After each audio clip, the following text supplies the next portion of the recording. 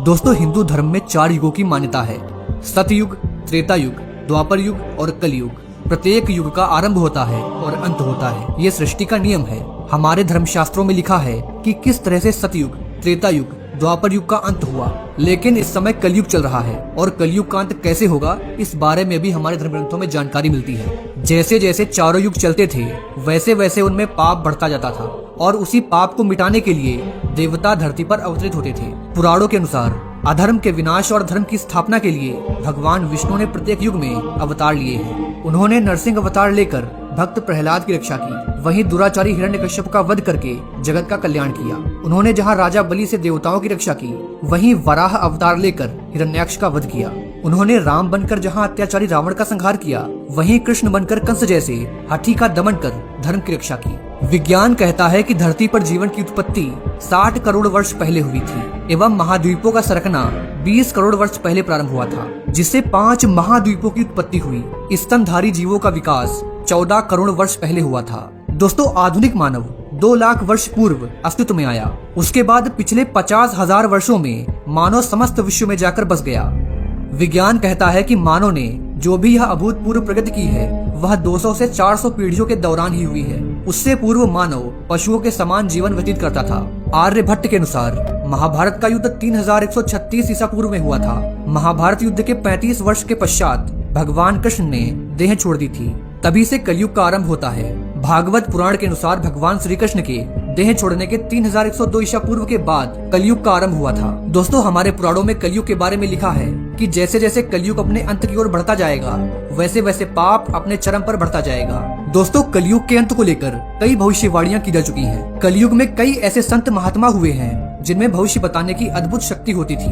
इन्हीं में से एक थे अच्युतानंद दास। ये एक ऐसे महान संत थे जिन्होंने एक रहस्यमयी पुस्तक लिखी जिसका नाम था भविष्य मालिका। इस पुस्तक में अच्युतानंद दास जी ने उन सारी घटनाओं का वर्णन किया है जो तब घटित होंगी जब कलयुग का अंत बहुत ही निकट होगा। उन्होंने भविष्य मालिका में तीर्थ स्थानों का भी वर्णन किया है जिनसे समय आने पर कलयुग के अंत के संकेत मिलेंगे। तो दोस्तों, आज की इस वीडियो में मैं आपको उन सारे रहस्यमय तीर्थ स्थानों के बारे में बताऊंगा जिनका वर्णन भविष्य मालिका में किया गया है और उनसे कलयुग के अंत के संकेत मिल रहे हैं। तो मित्रों, वीडियो में आगे बढ़ने से पहले मेरा आपसे एक छोटा सा निवेदन है कि इस चैनल को सब्सक्राइब करके पड़ोस वाले बेल आइकॉन को ऑल पर सेलेक्ट अवश्य कर लें और नीचे कमेंट बॉक्स में जय श्री हरि अवश्य लिखिए। मैं हूँ आपका दोस्त प्रतीक और चलिए शुरू से शुरू करते हैं।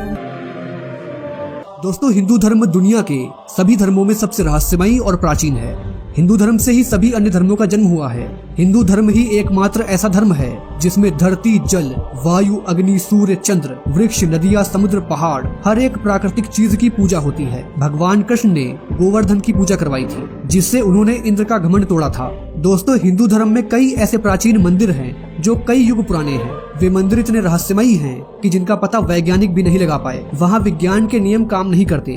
मैंने इससे पहले भी आपको कई रहस्यमयी मंदिर बताए हैं। आज मैं आपको जिस मंदिर के बारे में बताने वाला हूँ उसे धरती का दूसरा वैकुंठ कहते हैं। दोस्तों, वो मंदिर जगन्नाथपुरी मंदिर है जो सिर्फ भारत में ही नहीं बल्कि विदेशों में भी बहुत ज्यादा प्रसिद्ध है और इसे देखने के लिए विदेशों से अंग्रेज भी आते हैं, लेकिन उन्हें इसके अंदर जाने की अनुमति नहीं है क्योंकि इस मंदिर में सिर्फ वही जा सकता है जो हिंदू है। जानकारी के लिए आपको बता दूं कि इंदिरा गांधी, जो कि एक समय हमारे देश की प्रधानमंत्री थी, उन्हें भी जगन्नाथ मंदिर में जाने नहीं दिया गया था क्योंकि उन्होंने एक मुस्लिम से शादी की थी। दोस्तों, जगन्नाथ मंदिर हिंदुओं के लिए सबसे ज्यादा महत्व रखता है क्योंकि इस मंदिर में भगवान जगन्नाथ जी विराजमान हैं। भगवान जगन्नाथ जी की जो मूर्ति इस मंदिर में स्थापित है वो लकड़ी की है और ऐसा कहा जाता है कि इस मूर्ति के अंदर भगवान कृष्ण जी का दिल है। दोस्तों, ये मंदिर समुद्र के किनारे है और आप जानते हैं कि समुद्र के किनारे काफी ज्यादा शोर होता है, लेकिन वैज्ञानिकों के लिए हैरानी की बात ये है कि जगन्नाथ मंदिर में कदम रखते ही सारा का सारा शोर, सारी की सारी अजीब गंध कहाँ गायब हो जाती है किसी को नहीं पता। जगन्नाथ मंदिर की रसोई में, झंडे में,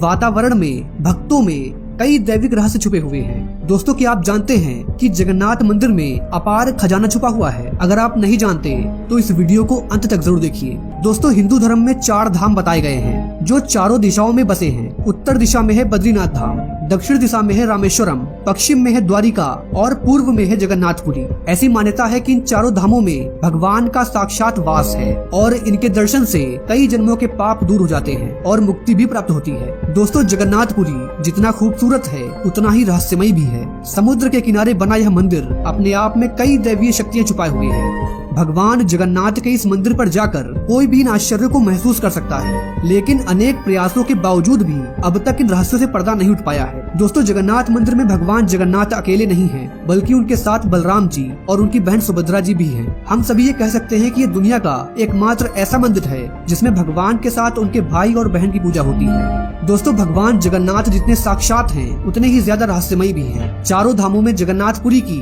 ऐसी मान्यता है कि इसमें भगवान कृष्ण आज भी साशरीर मौजूद हैं और हर 12 साल के बाद 9 कलेवर के उत्सव में नीम की लकड़ी से बना इनका आवरण बदला जाता है। मान्यताओं के अनुसार इस आवरण के अंदर भगवान किस रूप में रहते हैं, यह अपने आप में एक रहस्य है। दोस्तों, इस मंदिर की वार्षिक आय करीब 50 करोड़ रुपए है और मंदिर की संपत्ति 250 करोड़ के करीब है, लेकिन जितना दिखता है उससे भी कहीं ज्यादा अधिक खजाना इस मंदिर में छुपा हुआ है। दोस्तों, ऐसी धारणा है कि मंदिर की जितनी ऊंचाई है उतना ही गहरा है मंदिर का खजाना, जिसमें रुपए नहीं बल्कि रत्न जवाहरात भरे हुए हैं और अब इस खजाने की चाबी गायब हो गई है। आपको बता दें कि ओडिशा हाईकोर्ट के आदेश के बाद रत्न भंडार कक्ष में 4 अप्रैल को कड़ी सुरक्षा के बीच 16 सदस्यों वाली टीम ने 34 साल के बाद यहाँ जांच के लिए आई थी। इस घटना के करीब 2 महीने के बाद चाबी के गायब होने की बात सामने आई है। 4 अप्रैल को खजाना देखकर लौटी टीम ने रत्न भंडार के रक्षक लोकनाथ की मूर्ति के पास शपथ ली थी कि वे रत्न भंडार से जुड़ी कोई भी बात किसी को नहीं बताएंगे। उनका काम सिर्फ ढांचे की मजबूती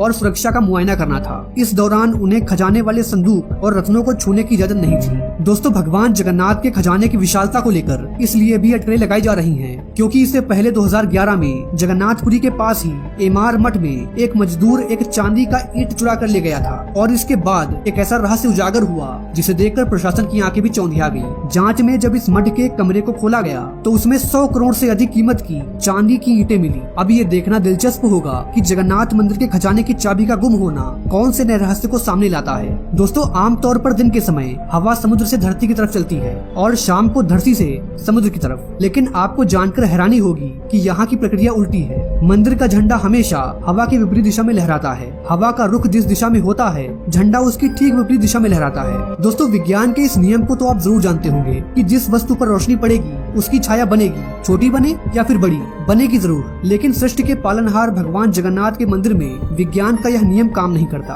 क्योंकि दिन के किसी भी समय इस मंदिर की परछाई नहीं बनती या फिर यूँ कहें कि दिखाई नहीं देती। दोस्तों, कहा जाता है कि जगन्नाथ मंदिर में दुनिया की सबसे बड़ी रसोई है। रसोई का रहस्य ये है कि यहाँ भगवान का प्रसाद पकाने के लिए 7 बर्तन एक के ऊपर एक रखे जाते हैं। ये बर्तन मिट्टी के होते हैं जिसमें प्रसाद चूल्हे पर पकाया जाता है। आश्चर्य की बात यह है कि इस दौरान सबसे ऊपर रखे बर्तन का पकवान सबसे पहले पकता है, फिर नीचे की तरफ के सारे बर्तन धीरे धीरे पकते चले आते हैं। चाहे लाखों भक्त आ जाएं, लेकिन मंदिर का प्रसाद कभी भी कम नहीं पड़ता और ना ही कभी व्यर्थ जाता है। मंदिर के बंद होते ही प्रसाद खत्म हो जाता है। दोस्तों, आमतौर पर मंदिर, मस्जिद या फिर बड़ी इमारतों पर पक्षियों को बैठे देखा होगा, लेकिन पूरी मंदिर के ऊपर ना ही कभी कोई पक्षी बैठता है और इसके ऊपर से ना ही कभी कोई प्लेन गुजरता है और भारत के किसी भी दूसरे मंदिर में ऐसा नहीं देखा गया। यह भी एक सबसे बड़ा रहस्य है। दोस्तों, 4 धाम में से एक बद्रीनाथ धाम के बारे में एक कहावत प्रचलित है कि जो आए बद्री वो ना आए उधरी, अर्थात जो व्यक्ति बद्रीनाथ धाम के दर्शन कर लेता है उसे पुनः उधर यानी कि गर्भ से नहीं आना पड़ता, मतलब दूसरी बार जन्म नहीं लेना पड़ता। शास्त्रों के अनुसार मनुष्य को जीवन में कम से कम 2 बार बद्रीनाथ की यात्रा अवश्य करनी चाहिए। क्या आप जानते हैं कि एक दिन गंगा धरती से विलुप्त हो जाएगी? एक दिन ऐसा भी आएगा जब बद्रीनाथ धाम का पता बदल जाएगा। जी हाँ, ये बात सुनने में भले ही अजीब लगे, लेकिन हिंदू धर्म के जानकार यही बताते हैं और यही सत्य है। इस बात का जिक्र पुराणों में भी मिलता है। भविष्य में गंगा धरती से गायब होकर एक बार फिर स्वर्ग चली जाएगी और जिस दिन ऐसा होगा उस दिन के बाद भगवान विष्णु के धाम बद्रीनाथ का पता बदल जाएगा। तो दोस्तों, चलिए आपको बताते हैं कि आखिर ये मान्यता क्या है। दोस्तों, बद्रीनाथ के अपने कई रहस्य हैं, चाहे वो पूजा के दौरान शंख न बजाना हो या फिर पुजारी का स्त्री की वेशभूषा पहनकर पूजा करना। इन सभी मान्यताओं के अपने अपने कारण भी हैं। इन्हीं में से एक मान्यता जुड़ी है बद्रीनाथ के स्थान परिवर्तन को लेकर। दोस्तों, बद्रीनाथ से 46 किलोमीटर दूर जोशी मठ में नरसिंह भगवान का एक प्राचीन मंदिर है। भगवान नारायण का यहाँ मौजूद नरसिंह भगवान की मूर्ति से विशेष जुड़ाव माना गया है। कहा जाता है कि आदि गुरु शंकराचार्य जी जिस दिव्य शालिग्राम पत्थर में नारायण की पूजा करते थे, उनमें एक दिन नरसिंह भगवान की प्रतिमा उभर आई। उसी क्षण उन्हें दिव्य ज्ञान की प्राप्ति हुई। भगवान नारायण ने उन्हें रौद्र रूप के बजाय शांत रूप में दर्शन दिए। जोशी मठ का यही नरसिंह मंदिर भगवान नारायण का शीतकालीन निवास स्थान भी है। कहा जाता है कि वहाँ मौजूद नरसिंह भगवान की उस मूर्ति की एक कलाई कलाई हर साल पतली होती जा रही है और वर्तमान में नरसिंह भगवान के हाथ का वो हिस्सा सुई की गोलाई के बराबर रह गया है। कहा जाता है कि जिस दिन ये कलाई टूट जाएगी उस दिन से बद्रीनाथ धाम में मौजूद नर नारायण पर्वत, जिन्हें